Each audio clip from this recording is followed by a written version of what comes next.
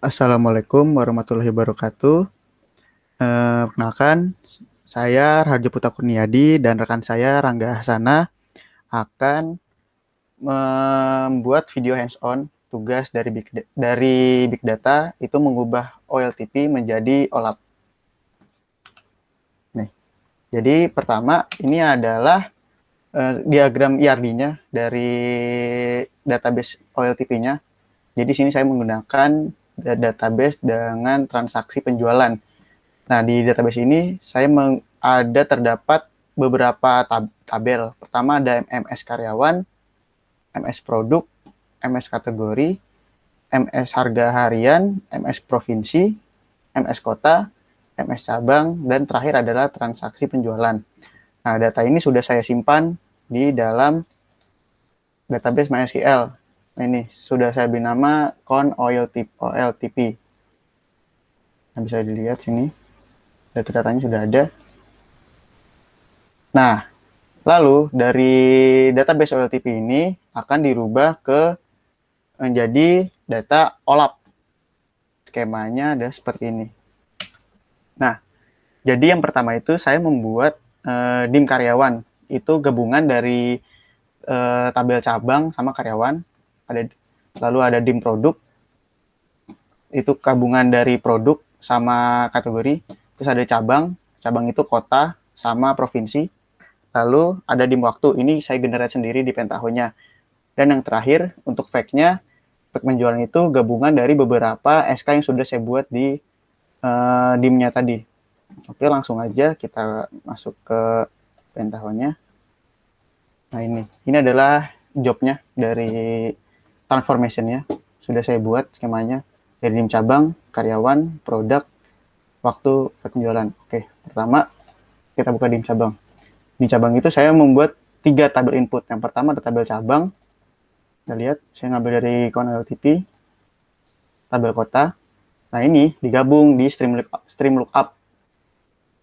Saya mengambil key-nya itu dari kode kota. Lalu setelah jadi di stream lookup, kita hubungkan lagi bersama tabel provinsi. Tabel provinsi. Nah, untuk key-nya itu saya ambil dari kode provinsi. Lalu setelah itu, seperti diketahui dalam pembuatan data warehouse itu kan harus membuat sequence atau surrogate key. Nah, ini saya membuatnya di ini. Saya menggunakan add sequence, saya membuat SK cabang. Saya generate, lalu saya atur kolomnya. Kolomnya itu kolom yang ingin saya tampilkan itu hanya SK cabang, kode provinsi, nama provinsi, kode cabang, nama cabang. Lalu untuk outputnya, ini saya membuat menjadi file Excel. Sudah simpan. Nah, yang tampilan seperti ini. Sama seperti dim cabang, dimensi-dimensi yang lainnya juga sama. Bisa dilihat, ini dimensi karyawan, tadi dari MS karyawan dan MS cabang, menjadi Excel dim karyawan, lalu dari dimensi produk, itu dari tabel produk, tabel kategori, menjadi dim produk, dan dimensi waktu itu saya generate sendiri dari tanggal, bulan, dan selanjutnya. Saya membuat menjadi Excel dimensi waktu. Nah, kita masuk ke fact penjualan. Di fact penjualan ini, kita memasukkan dimensi-dimensi yang sudah dibuat tadi. Kita lihat ada dim cabang, dim produk, dim karyawan, dan dim waktu. Di sini saya menambahkan tabel transaksi dan tabel harga harian. Itu untuk menyesuaikan dari skema star scam yang sudah saya buat di sini. Untuk menambahkan jumlah unit dan total jual. Ini untuk measurement-nya.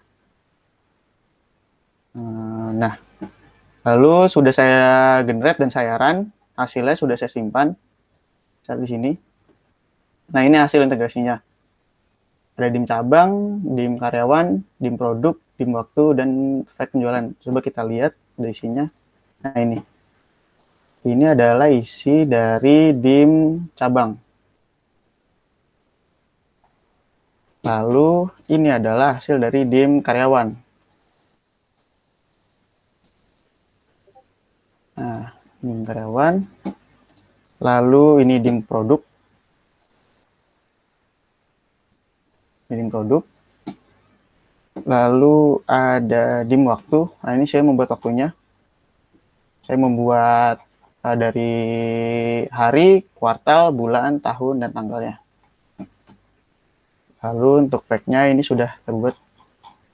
Nah ini ada SK produknya, ada SK karyawannya, ada SK cabangnya, ada SK waktu, ada jumlah pembelian, dan total harga sesuai dari star skema yang sudah saya buat. Dan hasil-hasil dari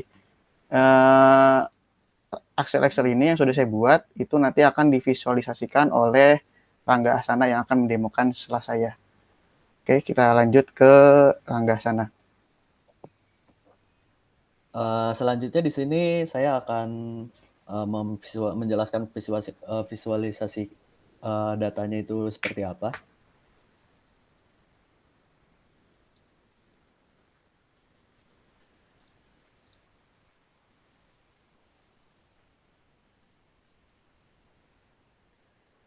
Nah, untuk data yang tadi itu kan formatnya masih Excel. Diubah dulu dari format Excel itu menjadi format CSV agar bisa divisualisasikan dengan menggunakan Google Data Studio. Untuk visualisasinya, untuk konversinya sendiri itu menggunakan manual. Jadi yang pertama itu kita save dulu salah satu semua ini satu persatu menjadi formatnya itu Unicode. Setelah menjadi Unicode, nah di dalam sini itu semua yang spasi ini kita blok. Kemudian di replace menggunakan koma. Kurang lebih hasilnya seperti ini, tapi ini ada beberapa yang harus diperbaiki juga untuk namanya, format namanya itu karena petik 2-nya ini. Kurang lebih seperti ini, dan hasil akhirnya itu nanti seperti ini.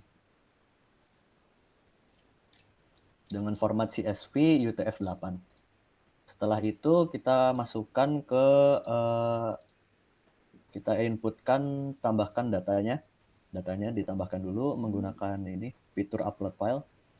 Tadi upload filenya itu dimasukkan ke sini, file yang tadi ini, yang sudah menjadi CSV, diupload. Kebetulan karena saya sudah menguploadnya tadi.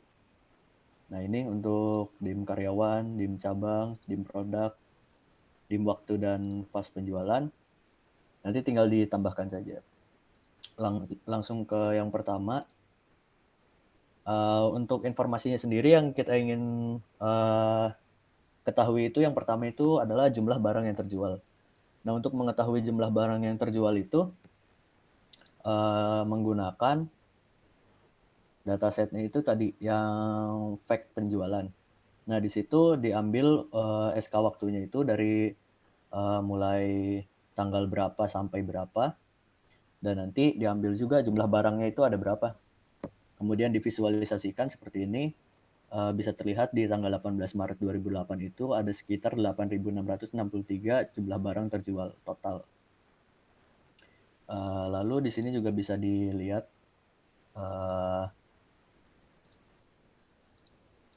ini diurutkan berdasarkan jumlah barang yang terjual paling banyak. Nah, untuk jumlah barang yang terjual paling banyak itu ada di tanggal 12 Februari 2008.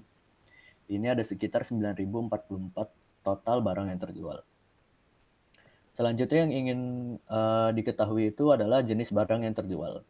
Untuk jenis barang yang terjualnya sendiri itu ada banyak.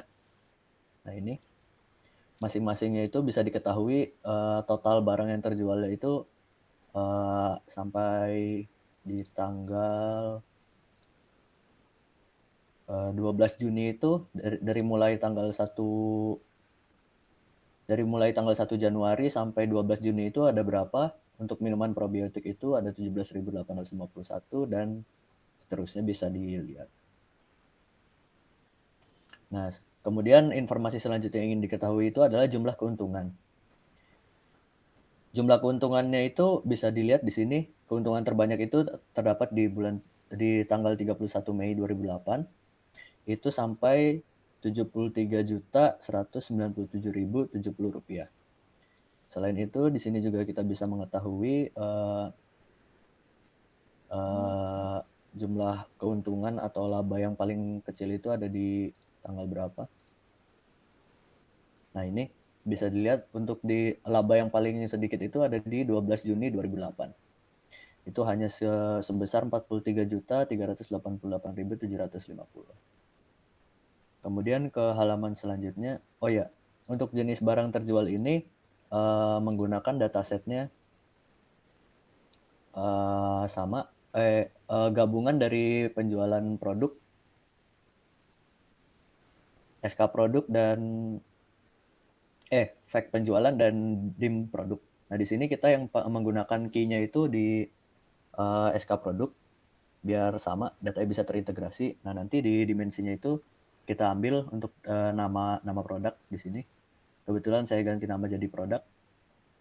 Ini diambil dari CSP DIM produk. Kemudian jumlahnya yang terjualnya itu diambil dari fact penjualan.csp ini. Di sini. Dan jumlahnya itu bisa dilihat di sini. Untuk yang jumlah keuntungan terbanyak hanya dilihat dari fact penjualan. Kita ngambil jangka waktunya saja sama laba atau keuntungan total. Lanjut ke halaman selanjutnya itu data karyawan. Nah, di data karyawan ini yang ingin diketahui itu data karyawannya siapa saja dan jumlah karyawan di tiap cabang itu ada berapa. Untuk di data karyawan yang ada di toko serba ada ini 10.